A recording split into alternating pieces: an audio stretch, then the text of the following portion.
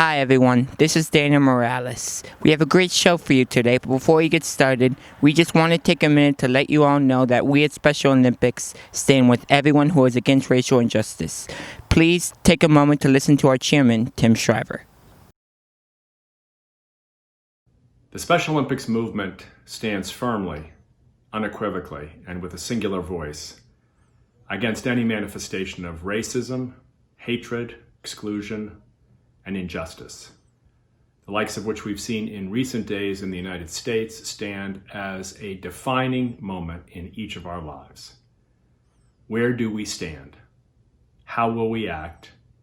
What is our value and identity in a moment of crisis? For us, and on our part, we want to state again, unequivocally, that the Special Olympics movement is in its core a movement of restless dissatisfaction with the status quo.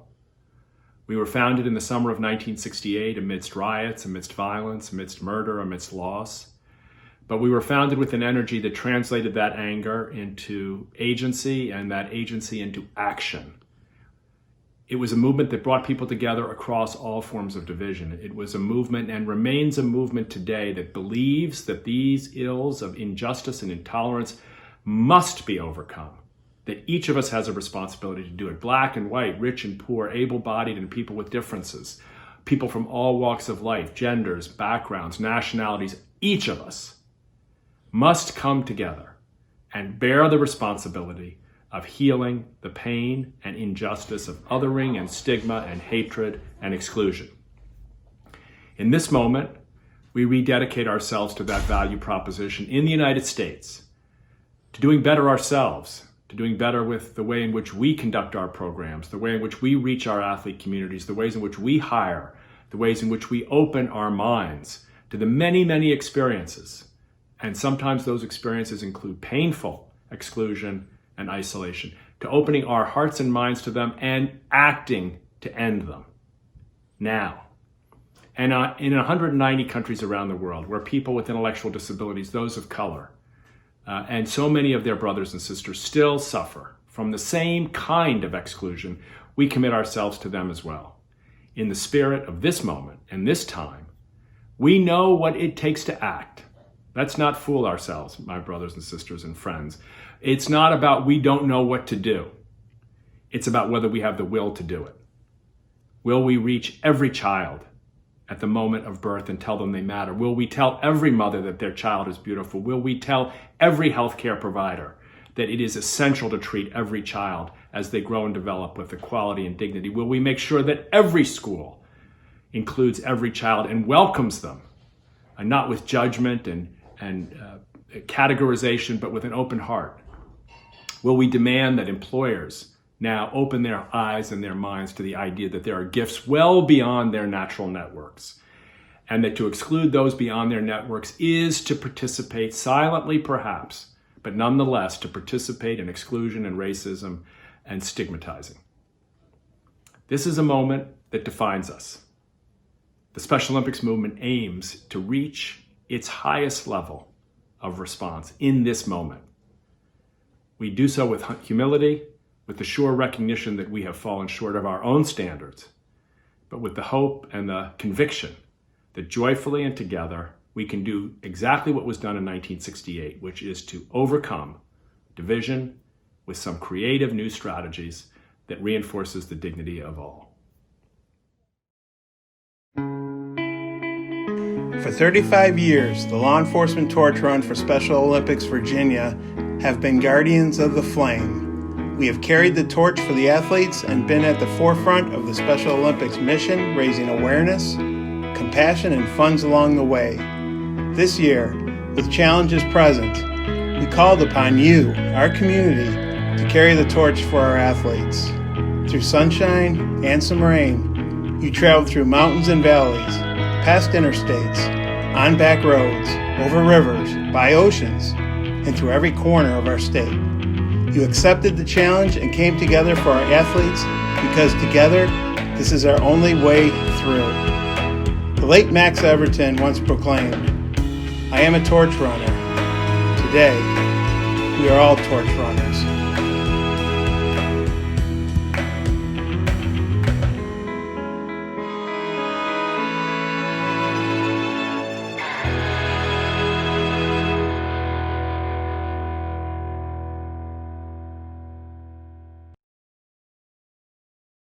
Welcome. What's up, everybody? My name is Daniel Morales, and along with being an athlete, global messenger, a local celebrity, and an overall good-looking and talented guy, I'll let you judge that last part, I'll be your host for the first ever virtual torch run final mile show. When Special Olympics called me and said they wanted me to host this, I thought I might need some extra hands. So helping me out today are my friends Pete and Marcus, who are standing right behind me. Say hello, fellas.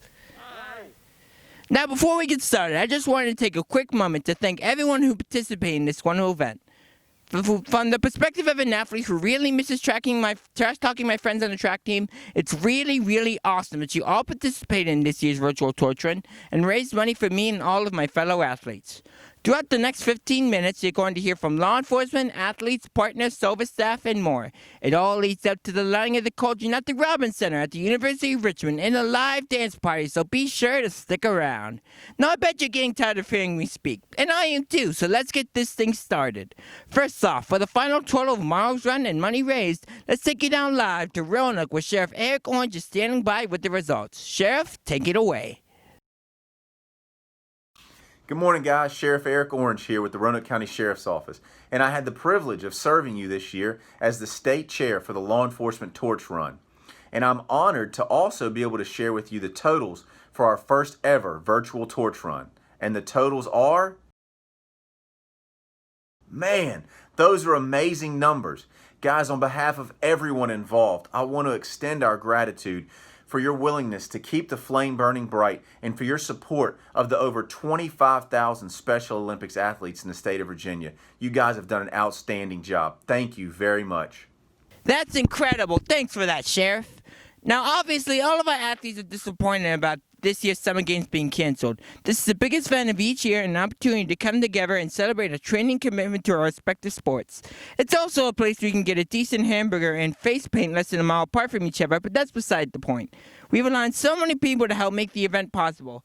Among these are sponsors, companies that step up to help cultivate an inclusive environment for all of us. Now, athletes, listen up, because these folks have a few messages that they want all of you to hear. Take a listen.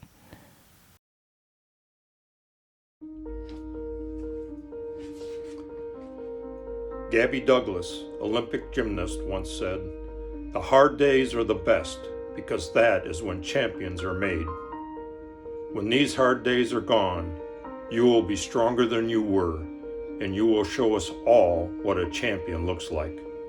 You got this." Hey guys, it's Sheriff Eric Orange, Virginia State Chair of the Law Enforcement Torch Run, and I just want to take a couple of minutes to keep you inspired. You know, Michael Jordan once said that obstacles don't have to stop you. If you run into a wall, don't turn around and don't give up. Figure out how to climb it, go through it, or work around it. We'll get over this wall together. You got this. I am building a fire, and every day I train, I add more fuel. At just the right moment, I light a match. Thanks Mia Hamm for that quote. Athletes, keep being our fire and our inspiration. You got this. You are born to be a player. This is your moment. You're meant to be here. Gold medals aren't really made of gold. They're made up of sweat, determination, and a hard-to-find alloy called guts. That's a quote by famous wrestler Dan Gable. Athletes, stay determined and strong. You've got this. Helen Keller once was quoted, "A bend in the road is not the end of the road unless you fail to make the turn. Hang tough, make the turn, and we will see you in the playing field soon. You got this."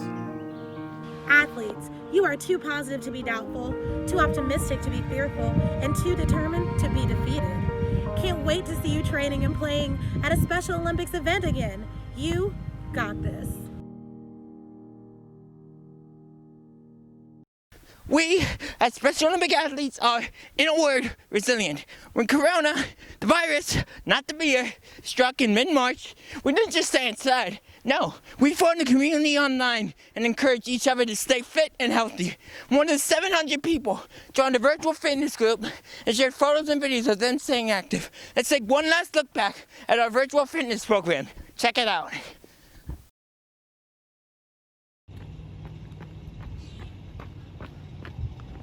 Thank you, Daniel. Our virtual fitness page recruited over 650 of you participants, athletes, and volunteers. You contributed to nearly 5,000 posts, comments, and videos and likes. We watched you compete in Monahan Mondays, Mindfulness, Nutrition, School of Strength, and Fit 5. We thank you for your enthusiasm and your participation. Without you, this spring season would have been tough, but you guys made it fantastic. Come with me and let's watch the video. I've got to go and finish the last of my 26.2 miles for the virtual torch run, but enjoy the video and we'll see you soon, Sova.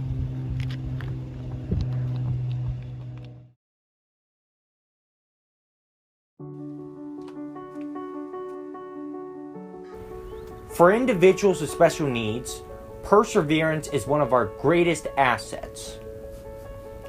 Things might not always come easy for us, but if we can find within us the motivation to pursue a goal or chase a dream, big or small, is our unwavering perseverance that can see us through.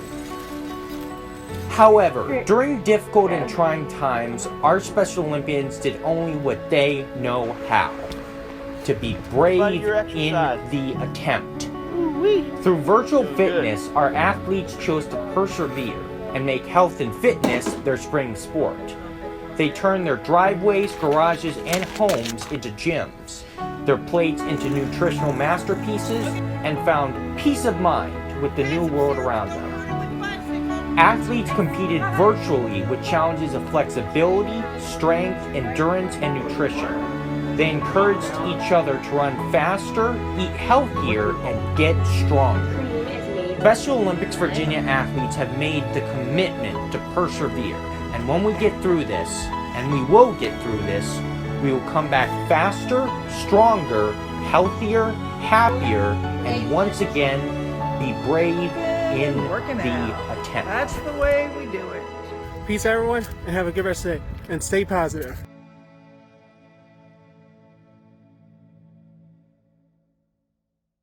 Hello, SOVA family. Rick Jeffrey here, and I want to welcome you to our virtual celebration of Summer Games. Athletes, families, coaches, and volunteers, we hope you are safe and healthy right now in this unusual time in which we are living.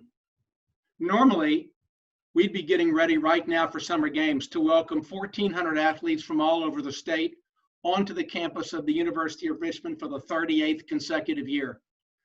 But because of the pandemic, we're unable to do that. So, to all of our supporters, all of the businesses, all of the corporations, all of the service organizations, the law enforcement community, the healthcare community, and all of our volunteers and fans who continue to support us and would have been with us on the Summer Games, we thank you. And we can't wait to see you 12 months from now in June of 2021 when we all again come together at the University of Richmond for Summer Games. Until then, let me say this to you, our athletes, our family members, and our Special Olympics community.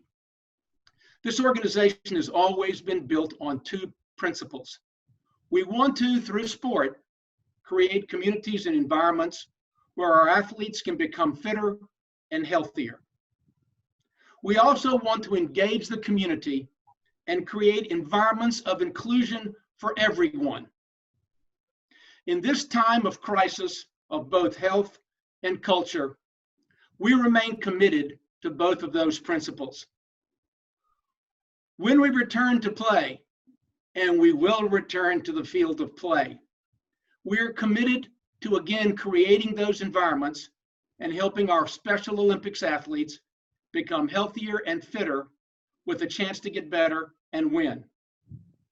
We also will continue to engage communities through the joy and the power of sport so that everyone can overcome their differences and meaningfully accept and include each other in their lives. Let me now introduce to you two wonderful Special Olympics Virginia athletes. Chelsea Gorin, who is a member of our board of directors and who is a multi-sport athlete, a global messenger, and a member of the Athlete Input Council to represent all of you across Special Olympics Virginia. And also Emily Bauer, who has been a member of our Special Olympics staff for over 5 years. She's a swimmer, polar plunger, fundraiser, and again, a global messenger. These ladies will be leading all of you Special Olympic athletes and all of you watching who want to join in our Special Olympics oath. Chelsea and Emily. Athletes, repeat after me. Let me win. But if I cannot win, let me be brave in the attempt. Chelsea and Emily, that was wonderful. Thank you. And now to all of you, Special Olympic athletes, family members, volunteers, coaches, supporters, and fans. Let's go now to the University of Richmond virtually and enjoy the virtual lighting of the Special Olympics Flame of Hope.